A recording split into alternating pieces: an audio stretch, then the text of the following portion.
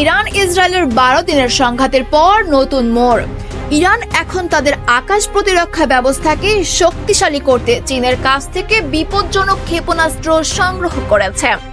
24 June যুদ্ধবিরতির পরপরই চীন থেকে ইরানে পৌঁছে যায় অত্যাধুনিক সারফেস টু এয়ার ক্ষেপণাস্ত্র HQ-9B বা HQ-16B। বিশেষজ্ঞদের মতে এই মিসাইলের কারণে ইরানের আকাশসীমা 300 কিলোমিটারের মধ্যে ইসরায়েলি যুদ্ধবিমানের প্রবেশ প্রায় অসম্ভব হবে। এই প্রতিরক্ষা সরঞ্জামগুলো সরবরাহ করা হয়েছে যুদ্ধকালে ধ্বংস হওয়া স্থাপনাগুলো পুনর্গঠনের জন্য। আরব গোয়েন্দা সূত্রে জানা গেছে, বিনিময়ে ইরান চীনকে বিপুল পরিমাণ অপরিশোধিত তেল দিচ্ছে। মার্কিন নিষেধাজ্ঞা উপেক্ষা করে চীন নিয়মিতভাবে ইরানের তেল আমদানি করছে, যা দুই দেশের কৌশলগত সম্পর্ক আরও গভীর করেছে।